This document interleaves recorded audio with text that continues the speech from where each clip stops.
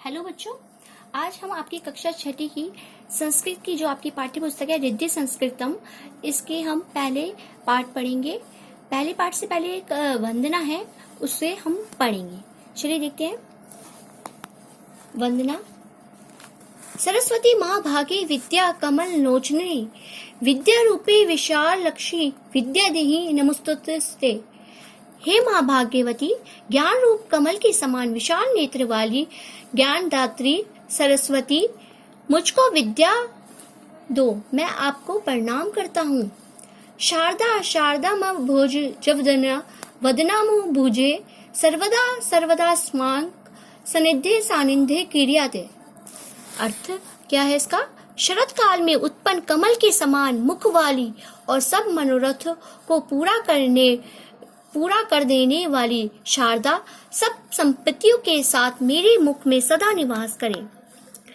अस्तो माँ सदगमे, तमसो माँ ज्योतिर्गमे, मृत्यु माँ अमृतम गमे। अर्थ है, हे ईश्वर, मुझे बुराई से अच्छाई की ओर, अंधकार से प्रकाश की ओर ले चलो, मृत्यु से अमृतम की ओर ले चलो। तो ये हमारी वंदना थी। अब हम पाठ 1 शुरू करते हैं। तो बच्चों, आपका पाठ 1 है वर्ण विन्यास, वर्ण विचार, जो कि जैसे कि आप पहले भी जानते हैं कि हमने हिंदी की भी व्याकरण में पढ़ रखा है वर्ण विचार। संस्कृत में आपको अच्छे से समझ में आएगा। प्रथम पाठ है, भाषा की सबसे छोटी इकाई को वर्ण कहते हैं। वर्णों के व्यवस्थित समूह को वर्णमाला कहते हैं। जैसे कि आप सभी जानते हैं कि सबसे छोटी इकाई क्या है? वर्ण है। और इसको जब हम समूह में लिखते हैं, व्यवस्थित समूह में लिखते हैं, तो वो वर्णमाला कहलाती है। वर्ण अथवा अक्षर 2 प्रकार के होते हैं, स्वर और व्यंजन। स्वर वे अक्षर जिनका उच्चारण करने के लिए किसी अन्य वर्ण या अक्षर की सहायता नहीं लेनी पड़ती, अर्थात इनमें जो स्वर होते हैं इसमें किसी भी वर्ण की सहायता नहीं लेनी पड़ती, ये अपने आप में ही पूर्ण होते हैं। तो ये कौन से हैं? जैसे अ, आ, ई आदि। व्यंजनानी वे अक्षर जिनका उच्चारण करने के लिए किसी स्वर की सहायता लेनी पड़ती है, वो व्यंजन कहलाते हैं। जैसे कि क वर्ग है और चा का वर्ग है, टा का वर्ग है, ता और पा आदि। इनके जो वर्ग हैं, जैसे का खा गा घा, चा छा झा झा, टा ठा डा डा ढा ड़ा, ता था धा धा ना, पा फा भा मा, ये जो इनके वर्ग हैं। अब हम वर्णमाला का ये जो आपको फ्लो चार्ट देख रहे होगे आप बच्चों, इससे जुड़े हुए बहुत सारे प्रश्न उत्तर आते हैं एग्जाम में भी। तो वर्णमाला में देखिए 2 चित्र दिखाए हुए हैं। स्वर बच्चों, जैसे कि आप जानते हो कि संस्कृत में 13 स्वर होते हैं, लेकिन हिंदी में आपको पता है कि हिंदी में कितने स्वर होते हैं? 11। तो वर्णमाला कभी भी अगर क्वेश्चन आए कि संस्कृत वर्णमाला में कितने स्वर होते हैं, तो 13 होते हैं। और व्यंजन 33। तो हमारी जो स्वर है वो किस किस भागों में बटे हुए हैं? ह्रस्व में, दीर्घ में और संयुक्त में। तो ह्रस्व जो स्वर होते हैं बेटा, वो कितने होते हैं? 5 होते हैं। देखिए, आ, ई, उ, री, री। ये जो होता है, वैसे संस्कृत में तो 4 ही होते हैं, संस्कृत में तो 5 होते हैं, लेकिन हिंदी में 4 ही होते हैं। लेकिन इसमें जो है कि 5 है। दीर्घ कौन से? बड़ा, बड़ी, बड़ाऊ और री। अब संयुक्त व्यंजन है ए, ओ। इनकी संख्या भी 4 ही है। तो ह्रस्व की संख्या 5, दीर्घ की संख्या 4 और संयुक्त की संख्या 4।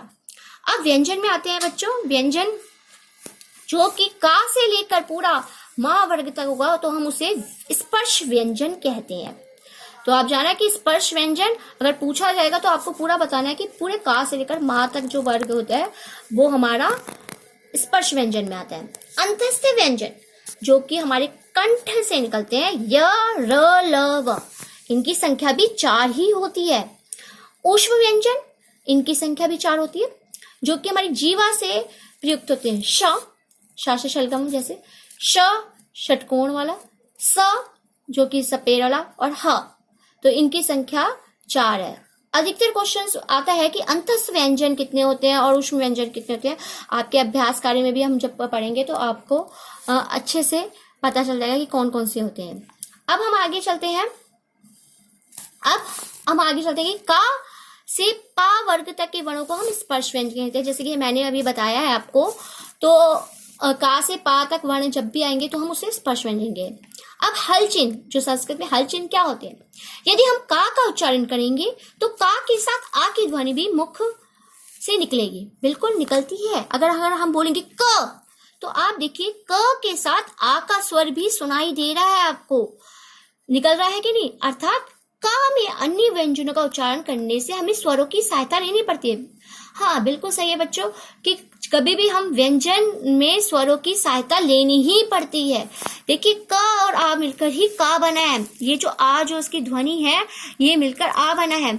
अगर मैं खा बोलूं तो ख में भी आ का जो छोटा आ है उसका साउंड आ रहा है, तो ये खा है। अब बड़ा, अगर हमने का के आगे अगर आ की मात्रा में लगाऊंगी तो का और आ, अगर मैं बोला का तो इसमें बड़ा आ आया, तो क्या बना का। खा में बड़ा आएगा तो क्या बनेगा खा। किसी भी व्यंजन में बच्चों आ और आ अर्थात स्वर जुड़ने से उसके नीचे लगे हल चिन्ह अथवा हलंत चिन्ह का लोप हो जाता है। जब हम स्वर लगा देते हैं बेटा, ये देखो लोप हो गया। अगर जब हम नहीं लगाते तो लोप नहीं हुआ था। तो स्वर तथा व्यंजन के अतिरिक्त संस्कृत भाषा में दो और ध्वनियां भी हैं जिन्हें अयोगवाह कहते हैं। अब आपको ये भी पूछा जाएगा कि अयोगवाह व्यंजन कितने होते हैं, तो दो ध्वनियां हैं, आपको ध्यान रखनी है। कौन कौन सी है? अनुस्वार, नासिका से निकलने वाली ध्वनि, विसर्ग का उच्चारण हा को भांति होता है। जैसे अनुस्वार देखिए, जैसे संस्कृत हम जो लिखते हैं, संस्कारम ये जो भी लिखते हैं, तो उसमें अंग की बिंदी आती है, तो उसे हम क्या कहते हैं? अनुस्वार। जो विसर्ग है, संस्कृत तो बिना विसर्ग के पूरी हो ही नहीं सकती। आपको पता ही है कि देखिए जैसे जैसे बालक है, छात्र है, पिक है, आपको पता ही बालक का लड़का अर्थ होता है, छात्र का बच्चा मतलब कि जो स्टूडेंट है उसके बारे में तो है। पिका माने कोयल। तो ये हमें विसर्ग लगाए बिना तो हम संस्कृत की कल्पना भी नहीं कर सकते। तो अब बच्चों उसके बाद हम संयुक्त व्यंजन के बारे में पढ़ेंगे। हमने अयोगवाह भी पढ़ा, स्पर्श भी पढ़ा। अब संयुक्त व्यंजन, जो संयुक्त व्यंजन जो कि किसी ना किसी से मिलकर बने हैं। जब एक व्यंजन दूसरे व्यंजन से मिलता है तो संयुक्त व्यंजन बन जाता है। जैसे शासी क्षत्रिय है, तो वो किससे मिलकर बना बच्चों? का और शा से मिलकर शासी क्षत्रिय बना। ऐसे जो द्या, जो कि हम विद्यालय वाला द्या यूज कर रहे हैं, इस्तेमाल करते हैं, तो वो किससे बना है? आधा दा और या को मिलाकर हमने दा का आविष्कार हुआ, मतलब कि तब वो संयुक्त व्यंजन बनाया। ये मतलब कि इनको किसी ना किसी व्यंजन की आवश्यकता पड़ी ही पड़ी है। श्रा और रा का स्वर क्या होता है? श्रा। जैसे हम श्रीमान बोलते हैं, श्रीमती बोलते हैं, इस तरीके से। र और पा मिलकर प्र बना। जैसे कि सर्प में हम प्र ऊपर यूज करते हैं, जो री की मात्रा में यूज करते हैं, वो ये मिलकर बना। ता और रा को मिलाकर क्या बना? त्रिशूल बना त्र। जैसे पत्र, निमंत्रण, इसमें त्र यूज होता ही है। ज और अंग को मिलाकर ज्ञा से ज्ञानी बना, और प और रा को मिलाकर प्र बना। तो अब देखिए जैसे इसके उदाहरण दे रखे हैं इन्होंने, मतलब कि संयुक्त व्यंजन के उदाहरण दे रखे हैं। जैसे शा से शासी क्षत्रिय से हमारा क्या बना है? का और शा से मिलाकर क्या बनाता है? क्षमा या क्षत्रिय। आश्रम, आश्रम किससे बना है? ये शा और रा को मिलाकर बना है। ज्ञानी, ज्ञा से मिलाकर बनाया। विद्या, जैसे मैंने बोला था कि दा और या को मिलाकर बनाया विद्या।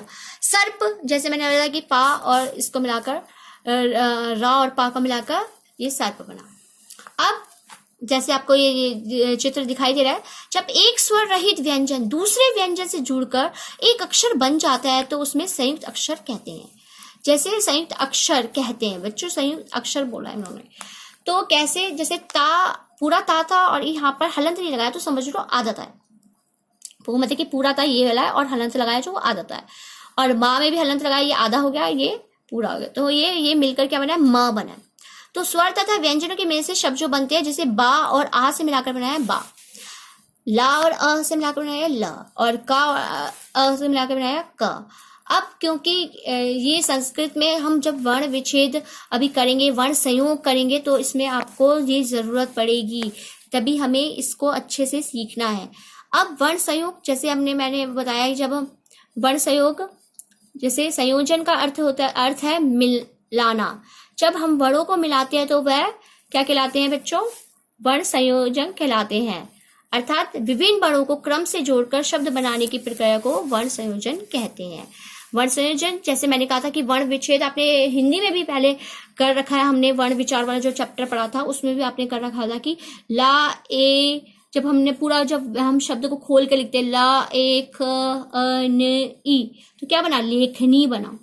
इसी प्रकार आप अपने नामों का भी वर्ण संयोग कर सकते हैं। जब हम अपने वर्ण विच्छेद कर सकते हैं, फिर वर्ण संयोग कर सकते हैं। आप अपने नाम का, अपने मित्र का इस तरीके से आप कर सकते हैं। तो ये चैप्टर था बच्चों, आपको ये पाठ वर्णमाला जो वर्ण विचार था ये आपको अच्छे से समझ में आएगा। अगर मैं इससे जुड़े हुए आपसे कुछ प्रश्न जरा करूँ तो आप अच्छे से बता सकते हैं।